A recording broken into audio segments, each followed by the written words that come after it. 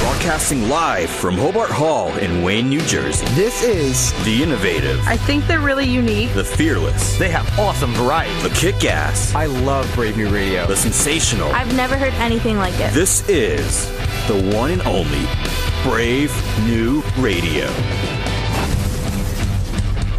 The views and opinions expressed on this show are solely those of the host and guest, and are not necessarily supported by WPSC 88.7 FM, station management, or the station owner, William Patterson University. Anyone wanting to offer differing opinions may do so by calling the show at 973-720-2738. Abusive callers will be rejected. Now here's your program on WP 88.7 FM, Brave New Radio.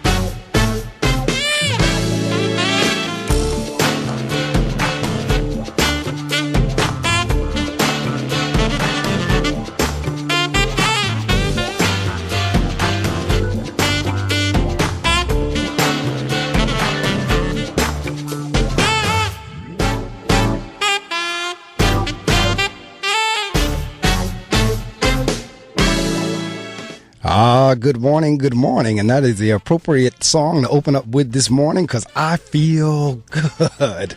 That's James Brown, I Got You. That's an instrumental version of it, but I tell you what, just from a couple of minutes that I talked to my guest this morning, I can truly tell you that I feel good, because I know we're going to have a ball this morning on this morning show. If you don't know who you're listening to, this is your host, Marc Medley. We come to you live Saturday mornings from 6 to 7, or roughly thereabouts. And I can tell this morning we're going to go beyond 7 if my guest has the time, and I'll put it that way. If the guest has the time, we have the time. So generally, we go from 6 to 7, but when the conversation gets really good, if we need to extend, generally we run to around 7:30. So depending on the conversation, might be on. And then after that, I put on the good news in song. So I tell you what, the routine. If you've been listening anytime, and if you're a first time listener, good morning and welcome to you, or wherever you are around the world, because we web stream around the world. So it doesn't necessarily have to be morning where you are. So wherever you are, good morning, good afternoon, good evening, whatever time zone you may be listening in. If you followed the show, I have a morning ritual and routine, and that is I will share the weather with you. I will read from 2 books. I will introduce my guests. There will be a public service announcement, and then when we come back from that, we will resume with our interview. So without further ado, we are going to go ahead and do exactly those things. The weather right here in the Wayne, New Jersey area. Wouldn't believe it's February in the Northeast area, but it is. 56.1 degrees right now, expected to be cloudy early, then thunderstorms developing in the afternoon. 61 as a high, 34 as a low. Tonight, clearing skies after some evening light rain. Tomorrow, Sunday, partly cloudy, high near 45, low of 31. Clear on tomorrow night, and then on Monday, a mix of clouds and sun in the morning, followed by cloudy skies during the afternoon. 55 as a high, 39 as a low, mostly cloudy Monday night. Tuesday, cloudy with occasional showers for the afternoon. High of 54, low of 44, overcast with rain showers, and rounding out the forecast on Wednesday, occasional rain, high of 62, low of 51, overcast with rain showers on Wednesday night. As I shared with you last week, I'm not going to get into the politics, because that'll take away the entire time I have together with my guests. And I don't know for those who believe in global warming or not, but it just seems mighty strange that it's February in the Northeast and we're experiencing 45, 55, 65, 70 degrees. And I know as a child, February was usually very cold. So that's all I'm saying. And whether you believe in global warming or not, that's all I'm saying. All right. Well, that's the weather brought to you right here by the WP 88.7 FM Weather Center. Today is February 25th. We're going to read out of our 2 books. The first one is The Power of Being Thankful, 365 devotions sharing with you the power of gratitude, and that's written by Joyce Meyer. Waiting for a Breakthrough. There are many times when people give up just before a breakthrough, on the very brink of success. But don't give up. You can wait for 10 years and then suddenly one day you wake up and everything has changed. Your dream has finally been fulfilled. The situation you lived in for so long is finally over, or you finally achieved the accomplishment for which you labored for years. We're going to talk a little bit about that this morning during the interview. Be grateful that God has a plan for you and He has heard your prayers. You may not realize how close you are to your breakthrough. Even if you have to wait 3, 4, or 5 more years, if you will keep pressing on, thankfully, you will have the victory you need. Whatever you do, do not give up on the brink of your breakthrough. Do not stop hoping, believing, and obeying God. Instead say, quote, I will never quit. I will never give up, unquote. The prayer of thanks. Thank you, Father, that my breakthrough is on the way. I am not without hope, and I am not on my own. You are with me, and you have a good plan for my life. I trust you, Lord, and I refuse to give up.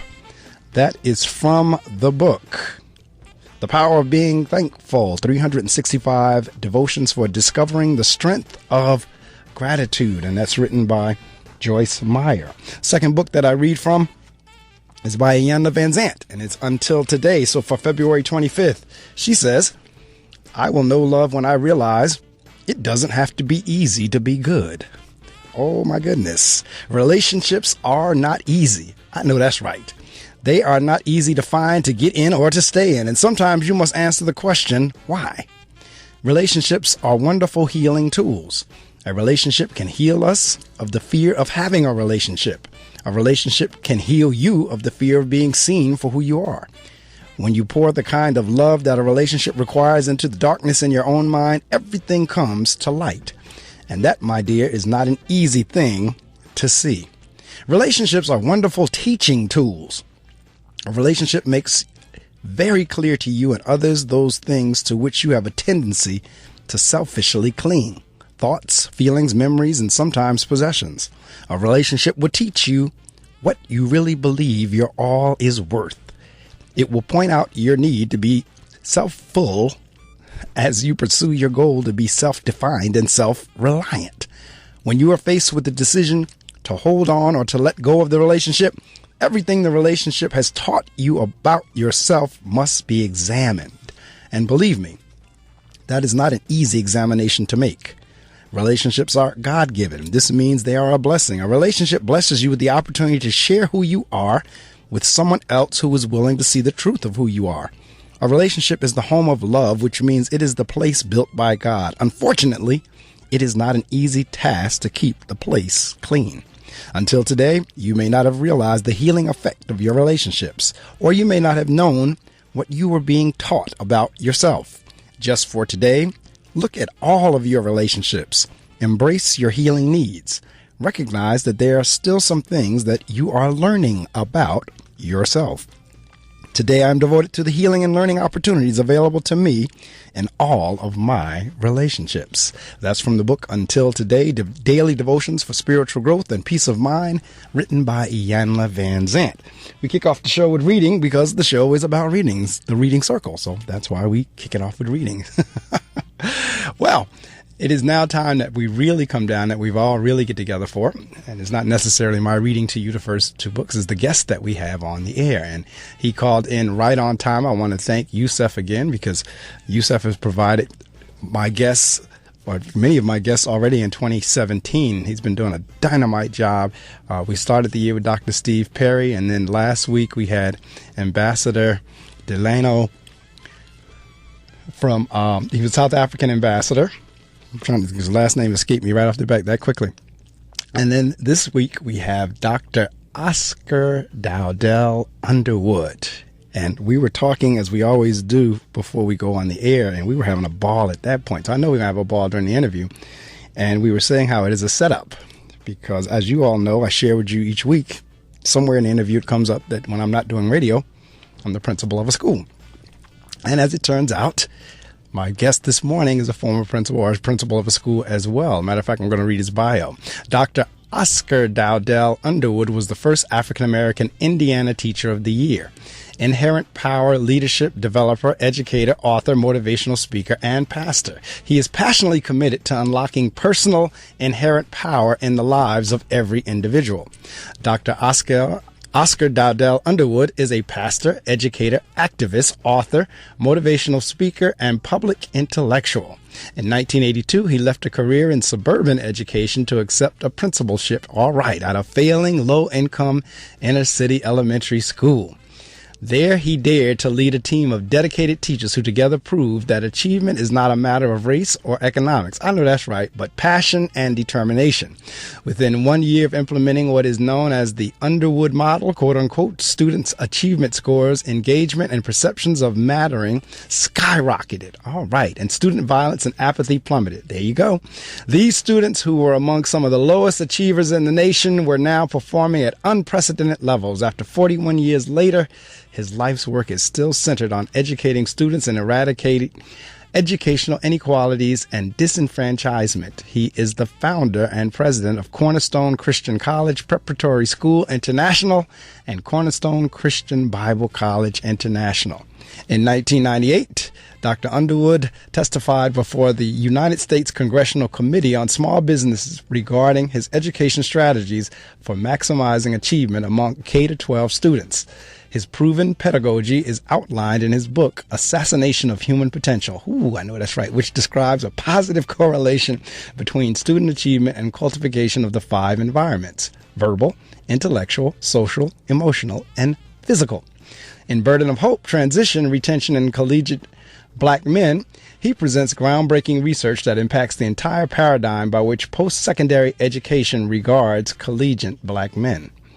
In it, Dr. Dowdell-Underwood challenges post-secondary institutions to maximize the scholastic achievement of collegiate black males by engaging their inherent power, need, and desire to succeed rather than relating to them from a deficit perspective. Yes, indeed. You hear my Amen Corner commentary because I'm living the life of what I'm reading about here with Dr. Dowdell-Underwood. Dr. Oscar Dowdell-Underwood's work has resulted in many distinctions, including being named the first African-American Indiana Teacher of the Year in 1977. He is a sought-after conference speaker and education consultant. He is also politically active, challenging educational policies that marginalize students. Well, I need you to come to New Jersey then. Particularly poor and minority students. He believes that all children deserve the dignity of excellent education.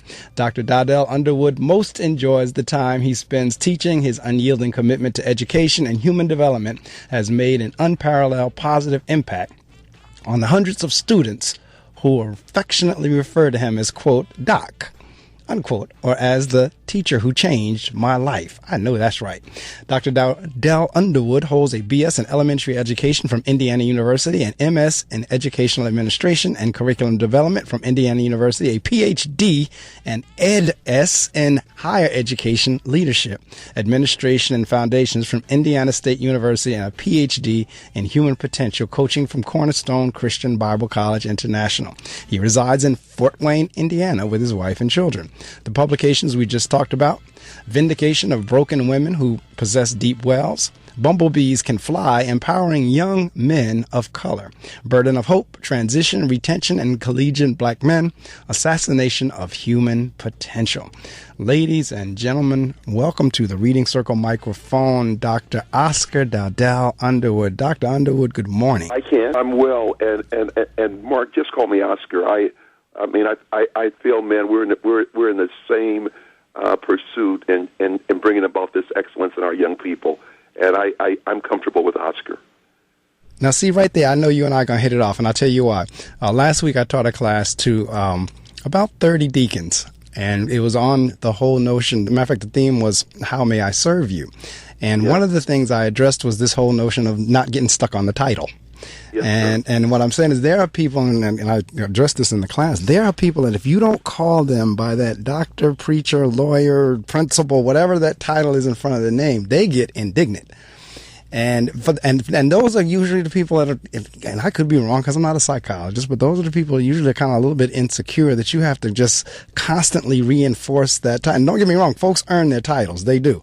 But at the same time, I agree with you. folks could call me Mark. I'm fine with that. I mean, I wear many hats, many titles, and I don't require anybody to call me in them. I do exactly what you just did. You know what? Call me Mark. Just like you just said, call me Oscar. You have all these accolades and everything behind your name, but I'm Oscar. Thank you, sir. But I was Oscar before I was anything else, and it's because it was when I was Oscar that I experienced the benevolence of God's grace through my parents and others who saw something in me early in life that I couldn't see in myself. Absolutely. I mean, I shared with the group last Saturday. I said, I'm teeter-tottering on going back to pursue my doctorate. And the only thing right now is kind of holding me up is figuring out how to finance it. But other than that, as far as going to school, that wouldn't faze me. I said, but if I were to do that and to get the doctorate, I would not be forcing folks to call me doctor. I mean, if they call me doctor, that's fine. If they don't, that's not what I'm going back for it for. So to hear you say that is refreshing, because sometimes I run into it at the other end of the spectrum, like where, like they holler at you because you didn't say doctor or minister or pastor or preacher or whatever in front of the name. And how you describe it is just right. I mean, in terms of, well, I was Oscar when God did his thing or was doing his thing. So I am thrilled and happy, glad, as they can say, that we have connected. And you're right. I think it is a setup. When I email Yusuf later on, I'm going to have a good laugh with him because this is definitely a setup. And for those of you listening audience, well, I'm sure Lestine Robinson is listening. Lestine asked me, was I doing anything for Black History Month? And my last couple of guests, actually the whole month has been that, but my last couple of guests is definitely thematic in terms of this being Black History Month. So I could not see a better way to end February, because this is the last Saturday in February, than with the interview with Oscar this morning. Because we're going to be talking about something that is a passion for me. And I know it's a passion for him just after reading this bio. And that is, one, what life is really all about. And that is making life better for others. Yes. And that's what we're kind of like here on it. It's clear that Oscar has found his purpose.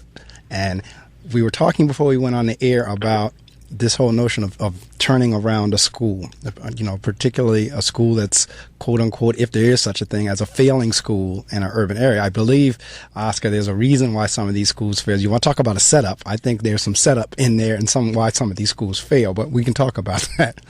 And then there's some things that you can do to turn things around. So I'll tell you what, let's talk a little bit about, let's go a little bit from there, because usually my first questions with authors is kind of like where did the whole writing and everything else to begin. But this morning we're way bigger than just your writing of the books. Yes, sir. So let's talk like how did this whole thing come about? We talk about passion and determination and education, regardless of what children we are fortunate enough to deal with, but especially in callings, Mark, like God has entrusted to you and myself and others like us, where we're allowed to go into a place where there is so much potential. I mean, just rich, incredible potential, but so little awareness, not only from the students, but from many of those on the outside who really don't understand that with anything of great treasure, and all human beings have the same value to God, but not all of our deposits are going to be the same in life because of the purposes that God gave us. Some of our reach will be greater than others. And what I've discovered in the years that I've been developing human potential and coaching that potential out of people from kindergarten through even to the grade, is that like Dr. Miles taught the world, Dr. Miles Monroe taught the world with a diamond, that we find the greatest treasures hidden and buried in the deepest dirt. Whether it's a diamond, whether it's gold, whether it's oil, whether it's silver, whatever, the greatest treasures are often covered up with all kinds of dirt and conditions that try to hide it. That's and right. We got to be passionate about bringing that forth. And it is, and the thing, what I'm sitting as you're saying that is a lot of this, particularly in schools that we're talking about, And for listening audience, you know, in terms of there's a difference between urban schools and suburban schools. And I tell people all the time, because some people think it's one over the other. It's really not. Each has their own issues. Yeah. I mean, you have issues in the suburban schools that are different from the urban schools, but they're issues nonetheless. However, a lot of times what happens in the urban schools is exactly as Oscar was just talking about. They get overlooked. A lot of times, and let's be real, a lot of times because the urban area is Hispanic and African American, or you're lower performing, or I hate to use the term that they use, but they use the term for white trash or what have you, which I don't think anybody's trash. I hate the term, but I mean that's where they kind of clump everybody together. Those are the folks that usually kind of wind up in the urban schools, and oftentimes they're overlooked because people feel as if, well, we don't have to care about them. They're not going to do anything anyway. They don't care. They don't want anything. They don't want to do anything. So exactly when you hear Oscar talking about, no, that's not true. There are some serious diamonds in the rough. Matter of fact, most of them are. It just has to be brought out of them. If you know the definition of education, the root word educare, however it's said, the root of the word education is not about putting in. It's about bringing out. Come on, sir. So we're tasked with now bringing out of students what's already in them. And what you cannot be doing is constantly telling them what they don't have, because truth of the matter is they do have it. Our challenge is to bring it out. And you get folks that will give up on people thinking that there's nothing in there to bring out, or there's nothing I can put in. And so they say, I'm just here for the paycheck. And therefore you run into a whole bunch of issues. So I'm looking here in the bio and I see the Underwood Model. Let's talk a little bit about what is the Underwood Model. I have an idea what it is, but I want to hear it from the horse's mouth, so to speak. The Underwood Model is the fact, in the very things, Mark, that you just talked about, is that we've got, if we're going to be effective in bringing forth the potential out of the young people that, or the people even at the university level that God allows us to touch, we have to acknowledge the fact that before any of us met those individuals, God had already known them, and God had already placed in them incredible potential to fulfill an incredible purpose, to make a difference in this world that otherwise would not be made if they had not had the opportunity to be here. So in all of my teaching, and even in the book Bumblebees Can Fly, that we will talk about in a little bit, I understand that what we have to do, let's take all of the people, even though it does matter, teachers' expectations, as you and I know, do matter. We know that that it would be nice if the facility that we were able to educate our kids in were in the best geographical locations or safe environments, and all of those things. It would be nice if the kids, when they leave us, could go home to places neighborhoods where they felt safe, and where there was quietness and affirmations and support. But during the time that we have them, it's a contract that we have to maximize every second, every moment that they're with us, to give them such an incredible experience and being aware of their own potential and the manifestation of that potential as achievement in education and success in life. That when they leave the building where we are, or leave the years that we're with them, it's now, along with their potential, internalized in them, where they have a system of being able to not only be a self-learner for the rest of their lives, but also a producer of their own potential. So that's the framework by which I operate. That's absolutely right. And the reason whenever I was reading your bio, I said, oh my God, he needs to come to New Jersey, at least in Paterson. I don't know about the rest of the state, but I know because Paterson was a state takeover district. Now, this is like our 23rd, 24th, 25th year of being taken over by the state. And there is definitely some pros and cons. And one of the cons is kind of like what I was telling you with the cookie cutter approach, where we kind of moved to a business model of trying to apply what may work in the business world to education. And it really, in my view, and this is totally my opinion, but in my view, it kind of takes the human side out of it. Everything is a number. Everything is data. Everything is this, do that, do this. Really, and it's taking away from the ability to give that experience that you were just talking about. I mean, and I know I push it. I push the envelope. It's like, okay, great. I get data. I understand that, but there's more to it than that. The school that I'm in, this is my 4th year serving that particular school, because the superintendent, in his infinite wisdom, each time I get a school up and rolling, moves me to another one. It's like I don't get a chance to see kind of like the fruit of the labor. Like, I got it on the path. Can I get it all the way there before you move me? So finally, with this particular school I'm in, they've kind of done that. This is my 4th year there, and from the time I walked in the door to like right now, the climate and culture in that place is so different in terms of the kids believing in themselves. So when I walked in the door, I was getting cursed out by parents and kids alike. I mean, called everything but a child of God. And now it's to the point wherein, you know, everybody kind of knows how we relate, and the parents are respectful, the kids are respectful. But it takes time to do that, like I was reading in the passage this morning. And it takes an emphasis, and they know I'm looking at, I have to go back to the bio at the things that I saw you listed out. I have to go back through there and find it. But I know for me how we do it, we say reading, writing, thinking, counting, speaking. Yeah. That's kind of like the pillars there. We're like reading, writing, thinking. I need you to be able to do that when you leave here. I need you to be able to read well, think well, count well, speak well, and then behave, because our little morning mantra is, we are here and we are ready to learn, build our character, and increase our intellect. So I said, look, so we're focusing not just on the intelligence and the intellect, we're focusing on the character building as well. So we kind of put all that together, and like, this is my 4th year, thank God, and it really has come together. The only thing we need now is for the academic achievement or the test scores to show some significant improvement, because we're showing it will. Right. It will, Mark. Because it's connected. That's the message I keep trying to help people understand. You'll get the academics if you get the relationships. Absolutely, sir. You'll get the academics if you get the kids to the point believing in themselves and respecting themselves and respecting adults, and they're going to want to do.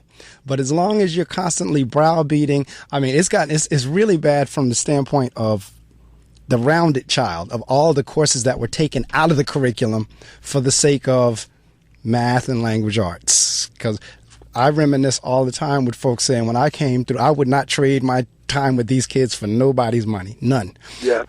When I was coming through school, we had the wood shops and the photo shops and the newspapers and all kinds of other activities that contributed to your learning and your ability to even do the language arts and the math. All those courses have been taken out now. For the most part, the only thing the kid gets during the day is language arts, math, tests. Language arts, math, tests. You may get social studies. You may get some science. You may get, you got to get phys ed by law. But for the most part, all the other things, like, I don't even have a music teacher in my school. That was taken back out. All the things that contributed to the child being well-rounded was removed from the curriculum for the sake of assessment scores. So I'm constantly saying, like, that's the very things that we need. Like, we just had our Black History Month program 2 days ago on Thursday. Thursday. And it is those type of experiences that the kids need. We had a Valentine's Day dance last week, and the little girl came in the next morning and she just said, "Mr. Medley, last night I had fun." And Oscar, that thing touched me so bad. I mean, I was a little bit down when I was walking from my car to the school, but when I saw that kid and she said, "Mr. Medley, last night I had fun," that re-energized me for the day. Because it touched their heart. And when we fail, and I'm total agreement with you concerning data-driven education. Like you said, the data is important, but the data is a tool. The data should not be the thing that drives right. What we do with those young people. Their humanity is what drives it. The fact that they are all, as we believe, born leaders, and I passionately believe that leadership is the ability to positively influence another. That it's not the matter of genetics or nature. It's a matter of nurturing. That everyone has seeds of greatness in them, and it's our job, if the young people don't know what the greatness is that God has deposited in them, it's our job to make them aware of it and to bring it forth. Because without them understanding the fact that there's nothing mechanical about them, therefore we can't deal with them as a machine, but God gave them the ability to feel, the ability to process information. He gave them the ability to be able to look at nothing and see everything in it. He gave them the ability to be able to experience failure and to know that in that failure there are experiences in there that will cause them to be even more successful in their future if they can extract from those experiences the lessons and the wisdom that will cause them to while being grateful for others in their lives, to be most of all grateful for their relationship with God and their relationship with themselves and God's incredible deposit that He has placed in them and able to make a tremendous difference in the world. I like, Mark, what you said about the mantras that you all do in the morning. I'm big on affirmations because Yes. that's part of the intentional system where even the students, when they leave us and go into college, and we'll talk about that in a minute, the data there, I'm in the 26 years at C-Prep, as far as graduation and going to college and finishing college. But one of the ones that one of their favorite affirmations they do every morning is it was one of Dr. George Washington Carver's favorite poems. And this being Black history, it's a wonderful thing to talk about that, because when our ancestors were freed from slavery, the first thing that they did was to build churches, and in those churches, they started schools. That's right. They understood that without their seed being educated, that slavery in another form down the road could easily, again, be the future for their seed, and they wanted to make sure that could never, ever happen. So they saw the need to pull out of their seed the deposits that God had placed in them through the process of education. So Dr. George Washington Carver's poem, one of his favorite poems, he didn't write it, but one of his favorite poems that our kids recite every morning is, "Figure it out for yourself, my lad. You're all the greatest of men have had. 2 arms, 2 legs, 2 hands, 2 eyes, and a brain to use. If you would be wise with this equipment, they all begin. Get a hold of yourself and say, I can. Look them over, the wise and great. They take their food from a common plate with similar knives and forks and spoons. With similar laces, they tie their shoes. The world considers them brave and smart, but you've all that they had when they made their start. You can triumph and come to scale. You can be great if you only will. You're well equipped for whatever fight you choose. You have arms, legs, and a brain to use. And the men and women who great deeds to do began their lives with no more than you. You are the handicap you must face. You are the one who must choose your pace. You must decide where you want to go, how much you'll study the truth to know. God has equipped you with life, but He lets you decide what you want to be. Courage must start from the soul within. A man or woman must furnish the will to win. So figure it out for yourself, my lad. You've all the greatest that men have had. With your same equipment, they all began. Now get a hold of yourself and shout, I can. They start their day with that, and many times during the day, Mark, with that, the kids who have graduated, even my daughter, who's an attorney at a top 10 law firm in California, they memorize it for life. The young man who is a teacher in Taiwan, China, memorize it for life. The kids, the young men who used to be a gangbanger, who came to C-Prep and now a prosecuting attorney, a deputy prosecuting attorney in northern Indiana, they learn it for life. They say that in life, in college, and other times, when they begin to doubt their potential, they go back to their notes. They go back to the affirmations, because they are human, Mark, like you said. They're not machines. They're not numbers. They are feeling people who are capable of incredible achievement and success. No, and if I was in one of the spoken word clubs, I'd have to give you the finger snaps, because they don't clap for poetry; they do the finger snaps. You did that poem. I know you know that. That wasn't reading. That was by heart, as we used to say as kids. But it is so important. It is. Oh my God! And you know what? It's some of these methodologies. This is what the. How do I want to say this nicely? Because I'm not necessarily a politically correct person, but this is what the I can't even think of the word that I'm looking for right now, but it is methods that we're talking about that people don't really understand. They think that's fluff. Whenever I'm sharing like what we're doing right now, that's nice, Mark, but make them look at the data. Right. Make them look at their own data. The fact that in 26 years, 100% of our kids, I'm sorry, Mark, 99.9% of our kids graduate from high school. Right. And these kids are from basically some of the poorest families in northern Indiana. 99.9% of our kids graduate from high school. Every kid applies for college. Every kid gets accepted to colleges. Arizona State, Indiana University. You name them all over the map. They're there. Yes, indeed. And see, I see, like you really preaching to the choir here. But those in the listening audience, the things that Oscar and I are talking about right now, they may not be found in traditional public schools, with the exception of those like me and Oscar who will bring them in there and say, forget this, that, and the other. We know this will have an impact. Every morning, and I do morning announcements every morning. We do Oscar, I call them the I am affirmation, because I told the kids, whatever you put behind the words I am becomes your reality.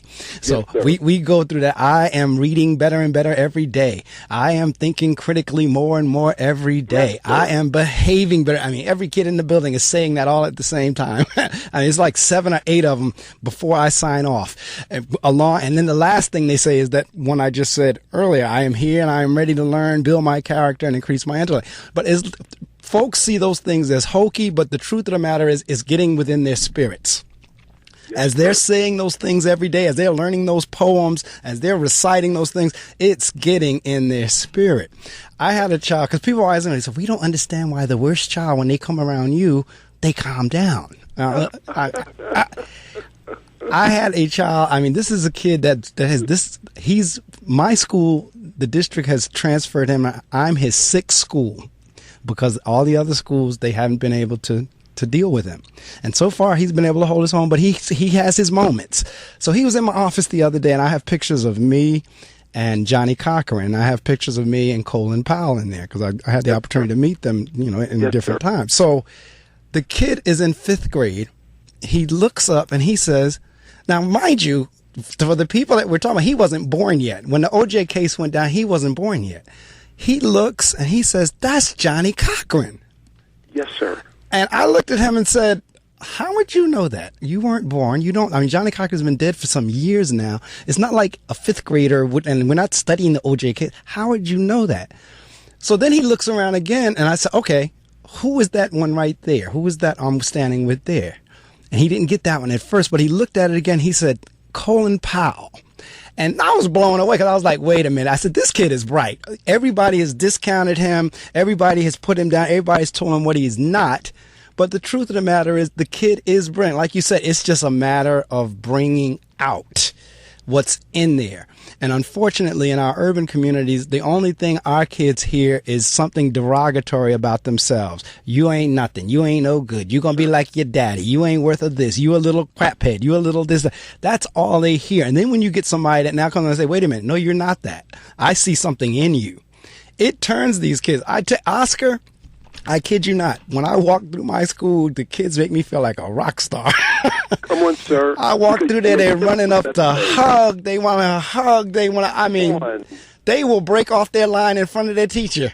Yes, they will, because you speak to the dignity in them, and no kid and no human being should ever be talked to or especially instructed beneath their dignity principle.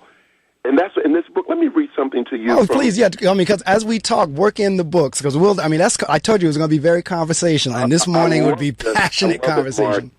One of the things on the back cover of the book, Bumblebees Can Fly, learning to use their inherent power is the only way out for young men of color, which also means young women of color, or those who are alienated or disenfranchised in some way from the resources of society.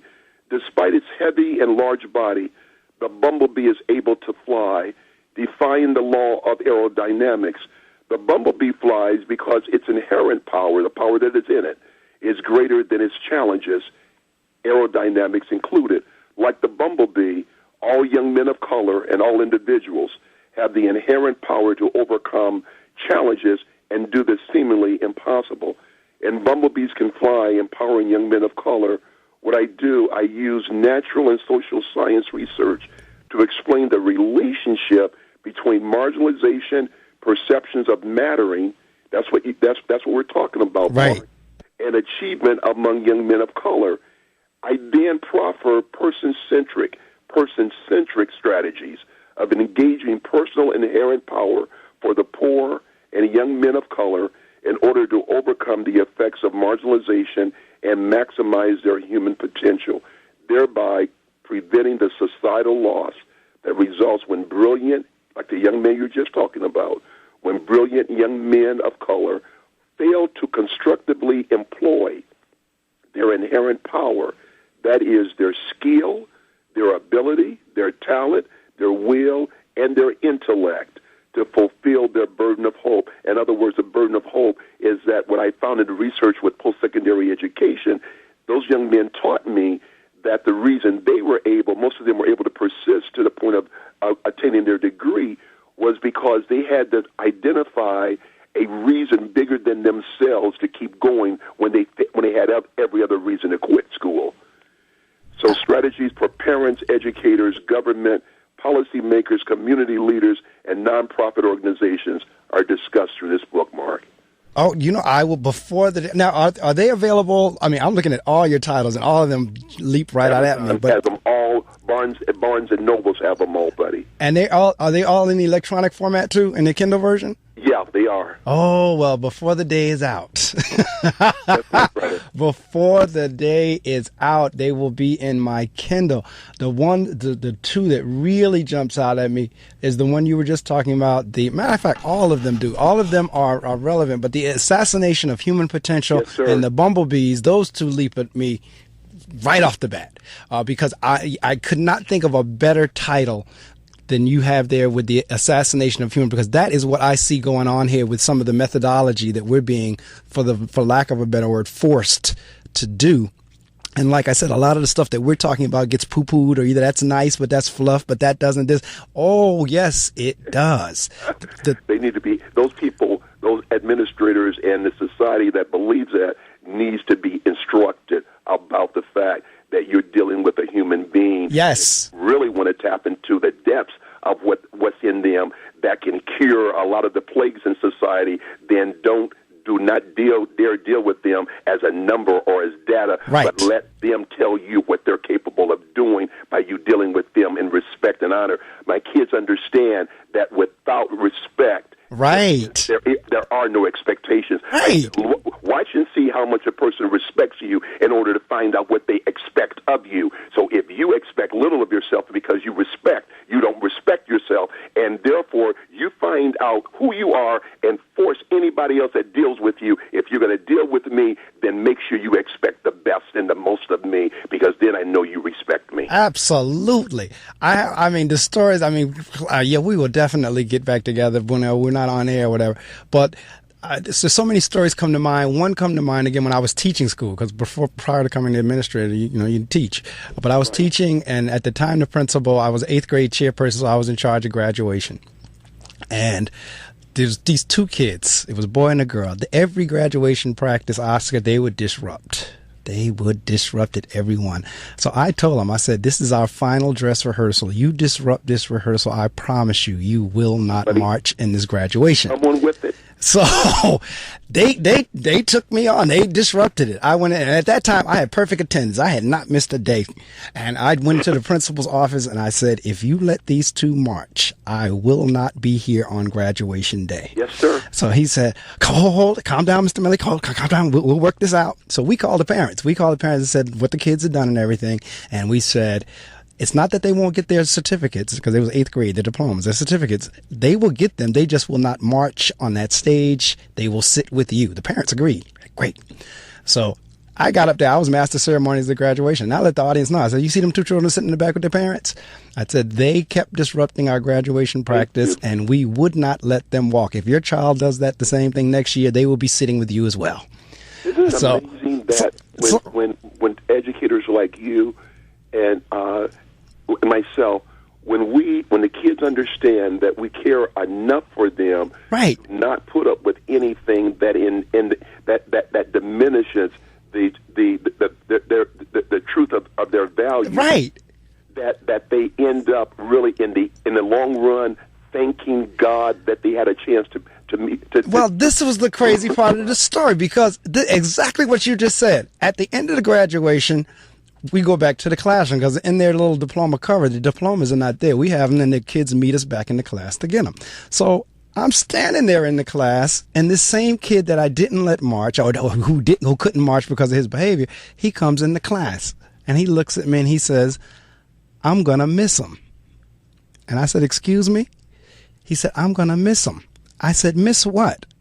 He says, "Your speeches." See that? Oscar, I could have fell over. See that? I said, "Are you kidding me?" I said, "Wait a minute. See that, sir? You just did not march in your graduation because I did not allow you to march based on your behavior. And you came back and told me you're going to miss my speeches?" He said, "Yeah." And then I said, "Wait a minute. You were listening to my speeches?" He says, "Yes." Mm-hmm. Blew me away. I never forgot that story. And that's over 10 years ago now. Over 10, almost probably close to 15 years ago now. But I commend you, brother, and the many like you who, in spite of it all, they understand that as Dr. Miles, my mentor, he was my spiritual dad. Oh, I've read many of his books. he was man, incredible. Yes. One of the things he taught me, and I teach our students, is that where purpose is not known, abuse is inevitable. Yes. And you and I are trying to end the craziness of the abuse of potential and the abuse of humanity that is encased in the lives of those children that are sent to us. And it's true. I tell people all the time, and I said, look, first off, it's hard to watch because, truth be told, Oscar, not a one of us asked to come here. Our parents made us. Buddy. We did not ask to come here. And for any child to have to come into a situation where they're not being raised, or they have to raise themselves, or they're being abused, it is sad. So to come to the school now and receive the same treatment that you've been receiving at home, because that's what I try to do. I like, look, let's counter what they're getting at home. Thank you. Let's counter what they're getting in the streets. When they come here, and I told the listening audience, I apologize because you're hearing some of the same stories. A couple of years, about 3 years ago, it was in the summertime, and you may have heard the story as well, down in New Orleans. It was a couple guys, they wanted to do a social experiment because of the violence going on. And what they did was they printed up a whole bunch of signs that said love. And it was like red letters, white background. And they just tacked it up all over the city. Folks didn't know what was going on. They didn't know if it was an advertising campaign. They didn't know what it was. What they wanted to see was if just seeing the word would get into the spirits and cut down on the violence. I loved the idea. I came back to the school. I printed up 300 signs, laminated them with the word love. So everywhere you go in my building, the kid is they're seeing the word love in the classrooms, in the stairwell, in the bathrooms, in my office, everywhere you go. And again, everybody thought it was hokey, but I tell you what. It gave them the empowerment yes. to accept the fact that they were respected, they have value, and gave them the power to access the inherent power in them to make a tangible difference in their education. I want to read to you now for our audience, Mark. Chapter 2 is titled "The Urgency of Now." We are now faced with the fact that tomorrow is today. We are confronted with the fierce urgency of now. This is no time for apathy or complacency. This is a time for vigorous and positive action. Dr. Martin Luther King, Jr. When tomorrow becomes today, we find ourselves in a moment of decision that Dr. Martin Luther King, Jr. referred to as the urgency of now. Young black and brown men are disproportionately affected by the inhumane effects of marginalization in several ways, such as K-12 school dropout rates, dismal rates of transition, retention, and persistence in post-secondary education, disproportionate rates of incarceration, and higher rates of death inflicted through violence. Of all the nations in the world, America was founded as a place where theoretically all the disenchanted and discouraged could enter better lives through America's front door and participate in the American dream, where all could tap into the power within them to dream, work hard, work smart, to live their best lives and realize their full potential. However, the history of America demonstrates that until they learn to access their inherent power from within themselves through sheer determination, faith, and hard work, America's front door was initially closed to certain people like the Irish, the Italians, the Polish, Native Americans, Hispanic, and certainly those of African ancestry. The history of America is littered with example upon example of people of African descent being relegated to America's back door, which is a euphemism for looking everywhere but within themselves for affirmation and empowerment to reach their full potential as contributing members of American democracy and authorized benefactors of the American dream. Since slavery and up to and including this present time, people of color have not been given the dignity of having access to America's front door, regardless of the disappearance and labels of Jim Crow. That's right. Brother, you could not have said it better. And it is true. And that's why for those of us who serve those, first, you need to understand that. For those of us, that's one of the things I'm constantly challenging my teachers is to get a better understanding of the psyche. A couple of years ago, we did a book study on understanding the frameworks of poverty by Dr. Ruby K. Payne. Yeah. Just to get you don't understand what these kids have walked past just to get here. Yeah, and I'm not saying use that as an excuse, because I'm not saying excuse it, but you got to at least understand it, that their paradigm, their picture, their frame of reference is not the same as yours. And exactly correct. You know, and see that euphemism, America's back door. That's what's been left open to them. Yes, we don't want to acknowledge or cultivate their awareness of the fact that they also have power in them, but because of their environments, their circumstances that, like you said, they didn't ask to come into, right, were placed into, but yet that power to be, to do, to have, to achieve, and to succeed is already in them, regardless of what's around them. As long as we in education, especially, do not acquaint them like you're doing, even your signage of love everywhere, the fact that they can love themselves, be grateful for themselves, and we understand that we're like your first book that you read from, where gratitude is increase always must result. Yes. Whatever we're grateful for always multiplies. It always increases.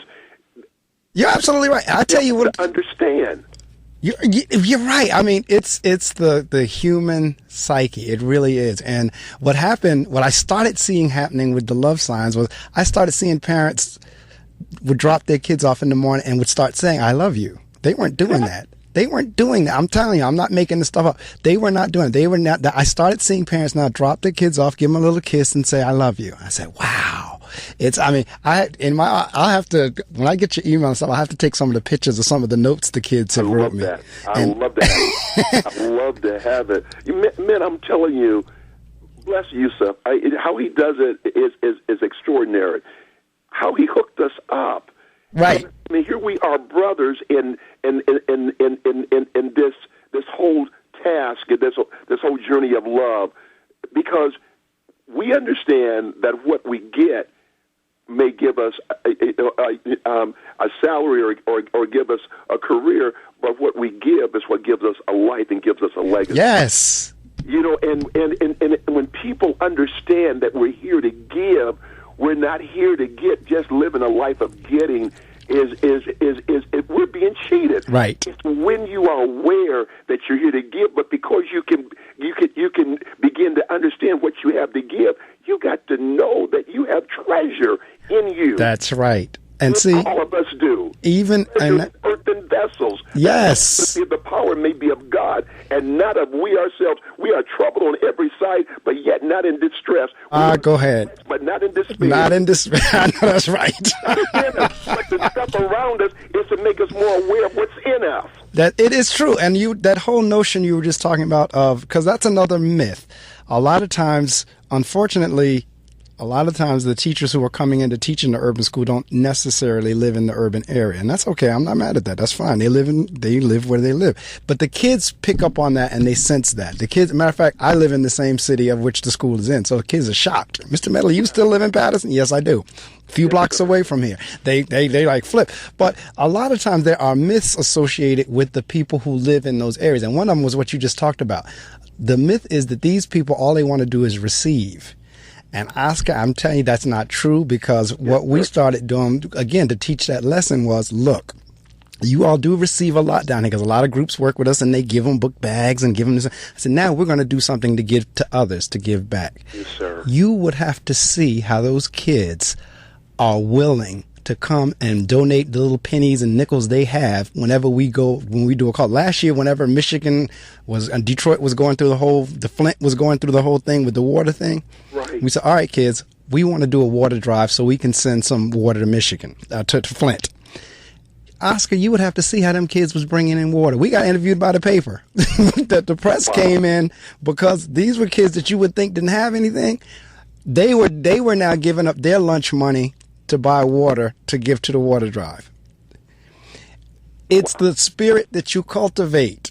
It's everything for me is a teachable moment. And that's what the teachers hear me say that all the time. There's nothing that goes on, even this morning is a teachable moment for me. I'm learning from it, or something that I can use. Something that's said here is going to be used next week. I promise you. I have truly been blessed this morning. I am so grateful for our time, my friend. Well, it's same here. Like it is a setup. I'm gonna get Yusef, but it's a good setup. I love it.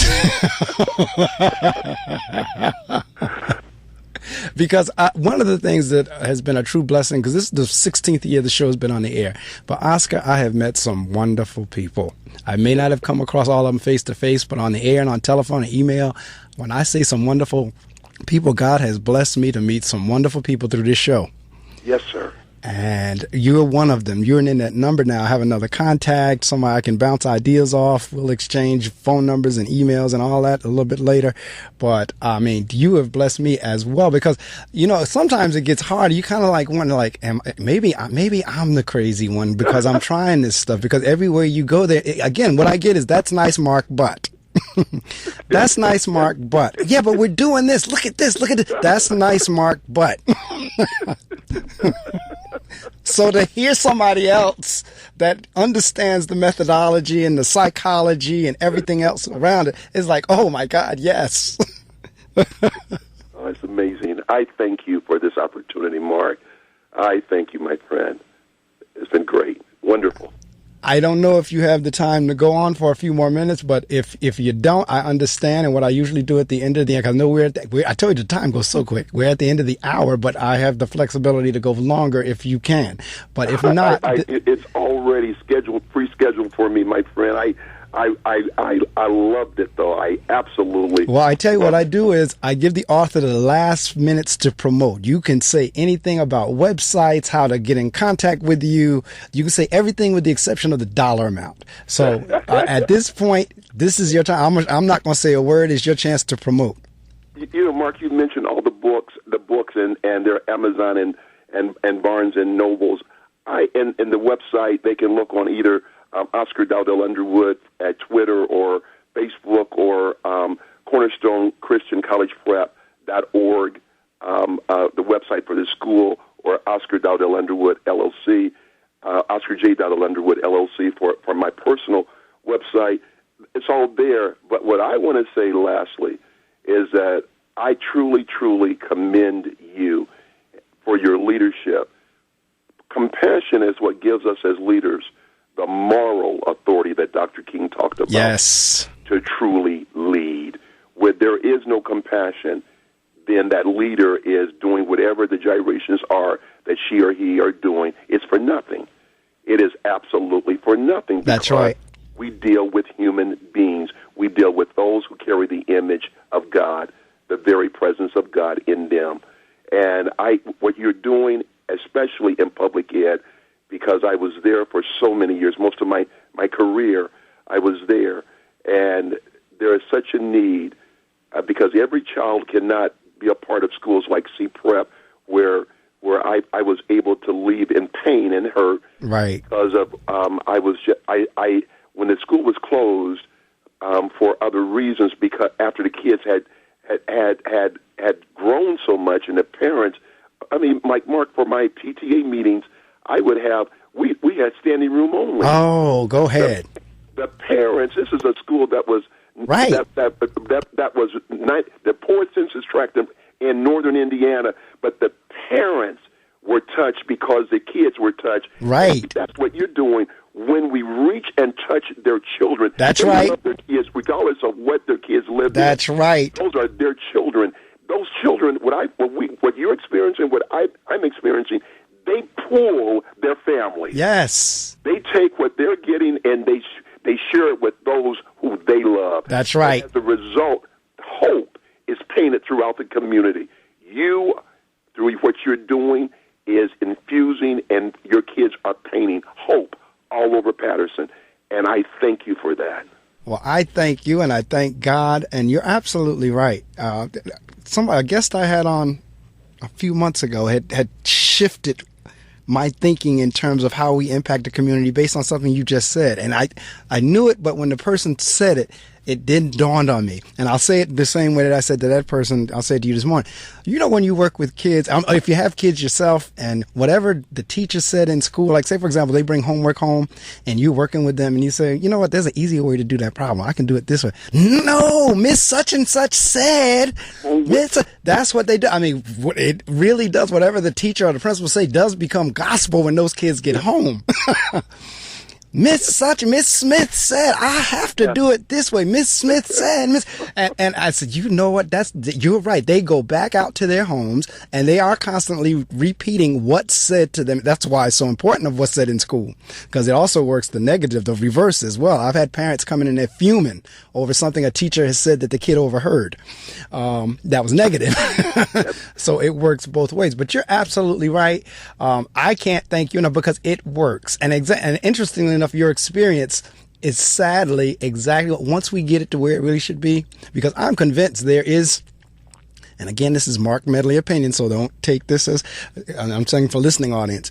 I'm convinced there has to be almost some forced failure in order for some monies and jobs to be there. So it's like some schools, it's almost like we're going to make sure that you can keep failing in order for some other things to be able to occur. So it's almost like once you get to right. And so that's why once you get to the point where you know what you grew it, it's kind of like, and since you're biblical, you'll understand the story. It's kind of like when Legion came to himself, the people became afraid. While he was crazy, they didn't care. Come on, bro. While he was cutting himself and everything, they weren't concerned. But if you look at that story, it says when he came to himself, yes, they became afraid. Well, that's the way it's like once these schools grow to where you claim you want them to grow, then you get afraid. While we fail and you cool. Yeah, you got it, buddy. But I know you're going to keep doing it, and I'm there, man. We're there, man, to encourage each other. Keep pushing, because you're making an incredible difference, my friend. Well, thank you. You do the same. I have one last question to ask you before I let you go. Since you're from the Indiana area, and I see your schools you're in, by chance, because my aunt was married to somebody from that area that went to that same school, named Emmanuel Gardner. Do you know if by chance? I know it's a long shot, but you never know. Emmanuel Gardner? Yes. That went to which school? He went to Indiana U. Wow. I don't. I know some Gardners, and I know some people that were here from Patterson that lived in Fort Wayne, that attended the church where I pastored years and years ago. I married a couple. I went to Patterson, in fact, even to do their wedding. Wow. Yeah, I've been there. I went to Patterson to do their wedding. Margie was her first name, and she now lives in Atlanta, and she's a school teacher. Okay. Yeah, I've been there. Well, yeah. I didn't know. It's a shock because they live. My uncle and aunt live in Houston, Texas now. But Emmanuel, I mean, he's big IU. I mean, he loved Indiana University, and I think he got his. They go to IU, brother. They IU for life. Red and white for life. That's it. And white for life, bro. That's it. The red and white. Yeah. Well, I tell you what, Oscar, I truly was blessed and enjoyed speaking with you this morning. I'll usually we go, since we've started through Yusuf, that's usually kind of how, but I'm looking here. I see general inquiries, your email there, odu at Oscar. Is that your email? No, that one would work. But also Yusuf has my personal one too. Okay, so I'll contact Yusuf and then say, you know what, we want. Please give you my personal one. Okay, I would do the same because I asked him the same way last week for Ambassador Delano Lewis, and I'm looking for this. That's who I was trying. I thought it was Lewis, but I didn't want to miscall it. But that's who I had on the air last week, and we had a ball as well. Yeah. So, but anyway, bless you. Keep on, as my mother can say, keep on keeping on. You got it, my friend. You too. We'll talk soon. Take care. Have a blessed day. You too. Bye-bye. Thanks. Bye now.